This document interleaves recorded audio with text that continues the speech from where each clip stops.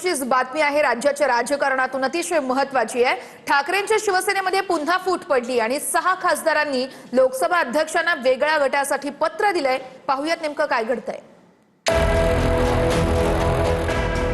Operation टायगरचा दुसरा टप्पा एकनाथ शिंदेंनी सुरू केला आणि आता ठाकरेंचे 9 पैकी 6 म्हणजे 2/3 खासदार शिंदेंनी गळाला लावलेत।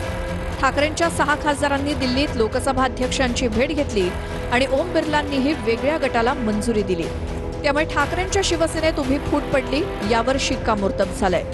दरम्यान फुटीच्या पार्श्वभूमीवर ठाकरेंच्या शिवसेनेकडनं गटनेते अरविंद सावंतांनी लोकसभा अध्यक्षांना पत्र दिलं। खासदारांचा स्वतंत्र गट किंवा विलीनीकरणास मान्यता देऊ नये, कुठल्याही निर्णयाआधी आमचं मत विचारात घ्यावं, अशी मागणी या पत्रातून करण्यात आली होती।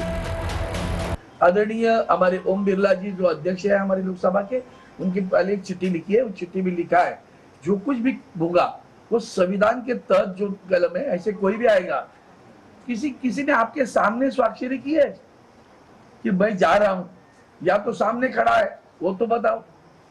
ये जो आजाद चल रहा है पूरे देश में, संविधान की धज्जी रोजाना उड़ाई जा रही है। जो व्यभिचार जो चल रहा है ना, उस व्यभिचार के कुछ यहाँ जो झिलप रहा है यहाँ थोड़ा सा, तो उसको जो खबर लेनी चाहिए वो हमने खबर ले लिया और उसके तहत हमने आदरणीय ओम बिरला जी से पूरे संविधान की रक्षा करने के बारे में तो वो उस चिट्ठी में लिखा है। कोई भी आएगा कुछ भी कहेगा तो नहीं चलेगा। पार्टी पार्टी है, कोई सांसद मतलब पार्टी नहीं, कोई विधायक मतलब पार्टी नहीं।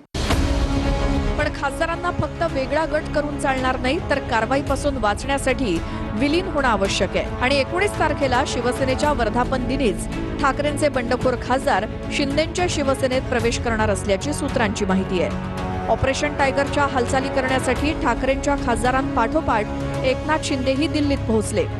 ठाकरेंच्या 6 खासदारांसोबत दिल्लीत गुप्त ठिकाणी बैठक झाल्याची माहिती आहे। माध्यमांना चकवा देत शिंदेही ठाकरेंच्या खासदारांसोबत बैठक घेण्यासाठी पोहोचल्याची सूत्रांची माहिती आहे। शिंदेंकडनं ठाकरेंच्या बंडखोर खासदारांना मोठी आश्वासनं दिल्याचं कळतंय।